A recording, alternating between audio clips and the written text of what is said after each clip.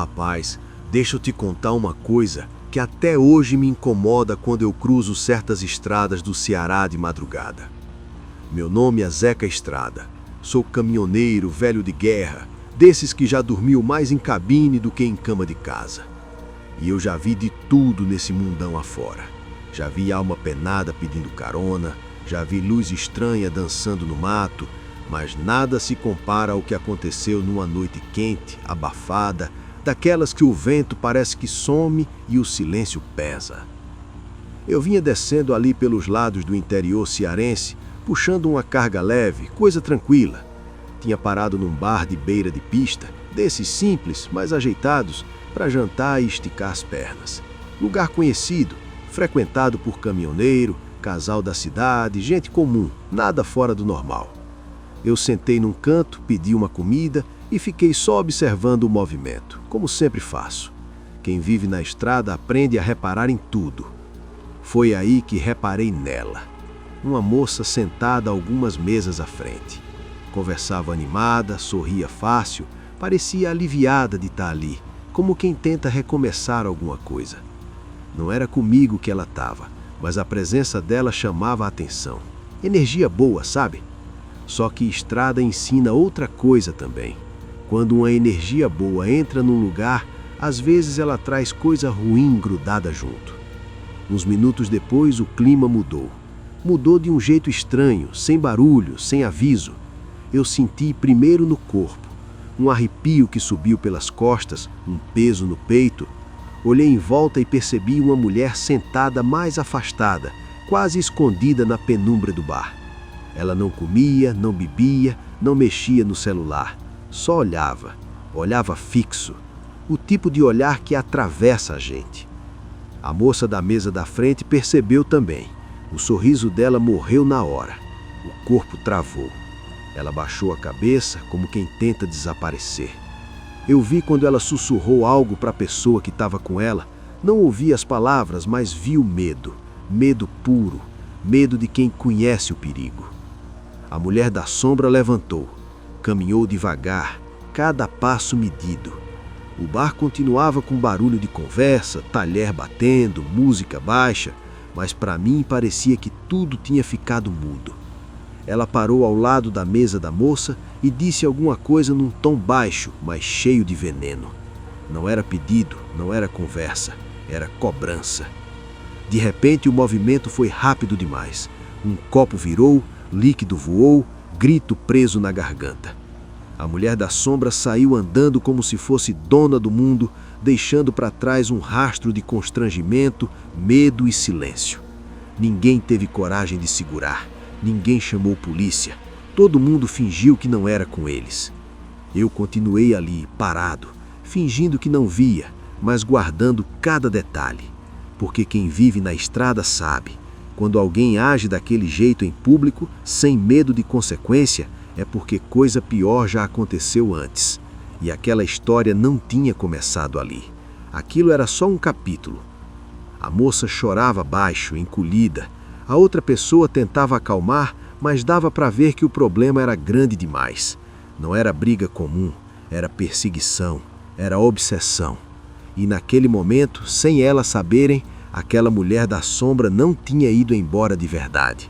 Ela só tinha começado a seguir. E eu, Zeca Estrada, sem querer, tinha acabado de testemunhar o início de uma história mais pesada que já cruzei nesse asfalto quente do Ceará. Depois daquele escândalo, o bar nunca mais voltou ao normal naquela noite. A música parecia alta demais, as risadas forçadas e todo mundo evitava olhar para a mesa onde a confusão tinha acontecido. Eu fiquei ali mais um tempo, mexendo na comida sem fome, porque caminhoneiro aprende a esperar. E foi nessa espera que a história começou a se desenrolar de verdade. A moça que tinha sido atacada tentou se recompor, limpava o rosto, respirava fundo, mas as mãos tremiam sem parar. A pessoa que estava com ela insistia para ir embora e dava para ver que não era medo pequeno, não. Era medo antigo, acumulado. Medo de quem já vive aquilo há tempo demais. Elas pagaram a conta rápido, olhando para os lados, como se esperassem que a mulher da sombra surgisse de novo a qualquer segundo. Quando passaram perto de mim, nossos olhares se cruzaram por um instante. E ali eu vi. Não era só vergonha ou susto, era desespero. Desespero de quem sabe que fugir nem sempre resolve. Elas saíram apressadas e eu fiquei observando pela janela do bar. Do outro lado da pista, quase escondida atrás de um carro estacionado, a silhueta estava lá, parada, esperando. Aquilo me gelou, porque perseguidor de verdade não precisa correr. Ele espera, ele estuda, ele escolhe a hora. Terminei minha refeição e fui para o caminhão. Não consegui ir embora de imediato. Fiquei ali, motor desligado, só observando o movimento. Vi as duas entrarem em carros separados, vi a silhueta se mover logo depois, entrando num veículo escuro, sem acender farol de imediato. Não foi coincidência. Nunca é. Segui viagem com aquilo martelando na cabeça. Estrada de noite é longa, e pensamento ruim corre solto. Quilômetro após quilômetro, eu lembrava do olhar daquela mulher. Não era raiva de momento, era posse. Era aquela ideia doentia de achar que alguém pertence a você mesmo depois do fim. Horas depois, já longe dali, meu celular apitou. Mensagem de um conhecido que costuma parar no mesmo bar. Ele tinha visto a confusão também. Me contou que aquela mulher da sombra era a ex da moça. Ex que não aceitava término. Ex que seguia, espionava, aparecia em todo lugar. E que aquilo já tinha dado problema sério antes. Problema de polícia.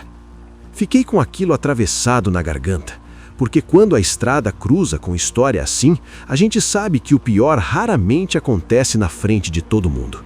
O pior acontece depois, no silêncio, longe de testemunha.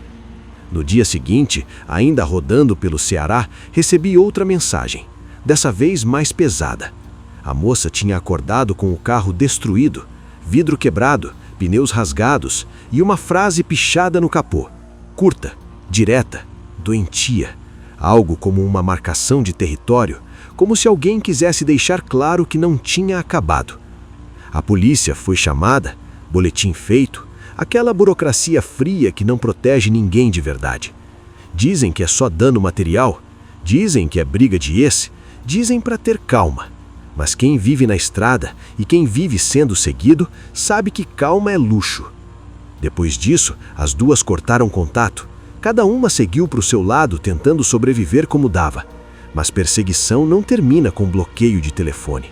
Não termina com distância. Ela termina quando alguém decide parar. E nem sempre quem decide é a vítima. Eu segui minha vida, mas passei a prestar mais atenção ainda nos retrovisores, porque aquela história não tinha fechado o ciclo. Tinha ficado uma sensação ruim no ar, como quando a gente passa por um trecho perigoso, sabendo que vai ter que voltar por ele. E o pior ainda estava por vir. Depois daquele dia, a estrada mudou para mim. Não mudou no asfalto, nem nas placas, mas na cabeça.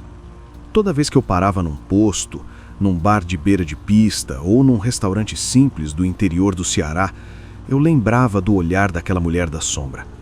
Porque perseguidor não some, ele se adapta, ele aprende a ficar invisível.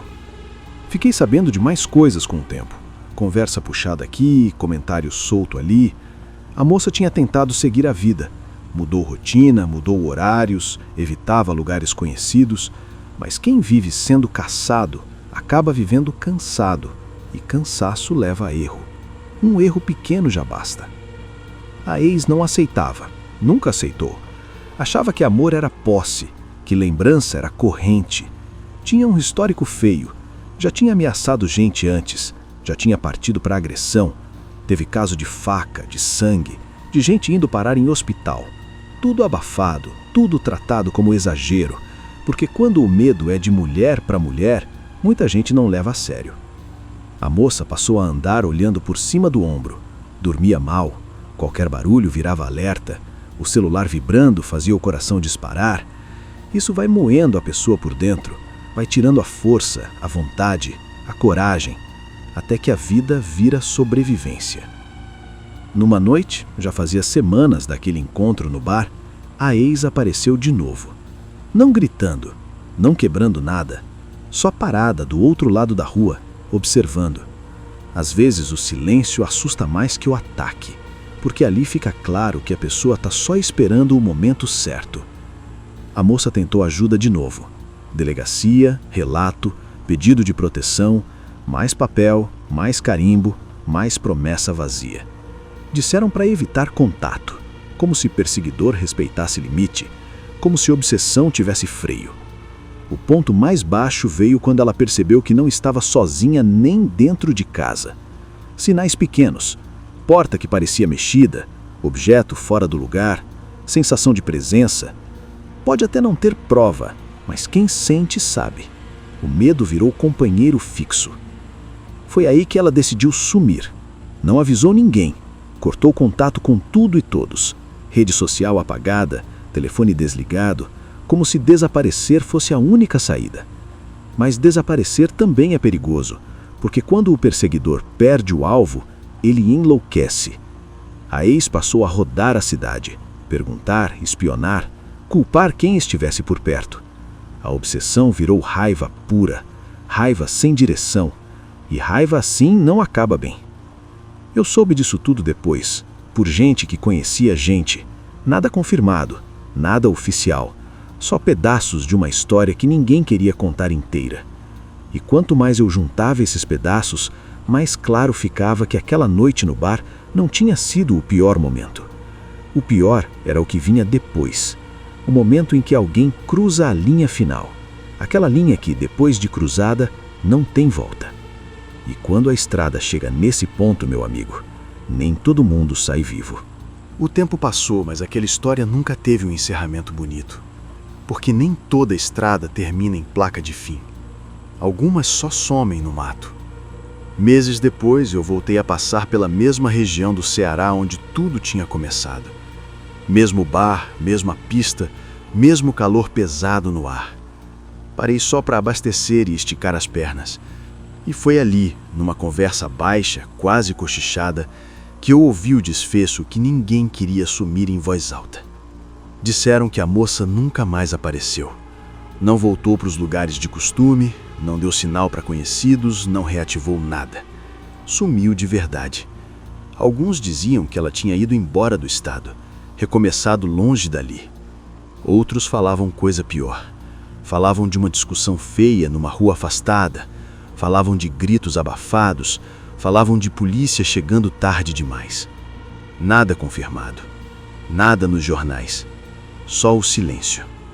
E a ex também sumiu, como se as duas tivessem sido engolidas pela mesma estrada. Isso para mim foi o mais assustador, porque quando perseguidor e perseguido desaparecem juntos da história, dificilmente é sinal de final feliz. É sinal de algo que ninguém quis ou conseguiu enfrentar a tempo. Eu voltei para o caminhão com aquele peso no peito.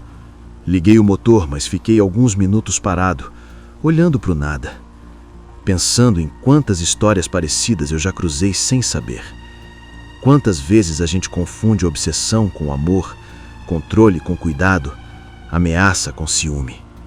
A estrada ensina que perigo nem sempre vem armado ou gritando. Às vezes ele vem quieto, olhando de longe, esperando.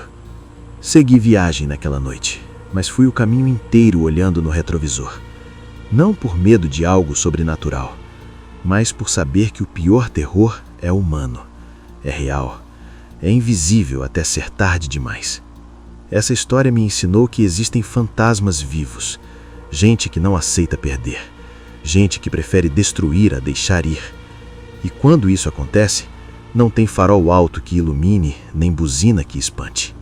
Se você chegou até aqui, me diz uma coisa nos comentários. Você acha que a moça conseguiu escapar ou que a estrada cobrou um preço alto demais? Você já sentiu que estava sendo observado, mesmo sem ver ninguém? Segue o canal para não perder as próximas histórias, porque estrada não acaba e caso estranho nunca volta. E se você quiser continuar nesse clima pesado, assiste também o último vídeo que eu contei aqui no canal, a ex que nunca largou a estrada.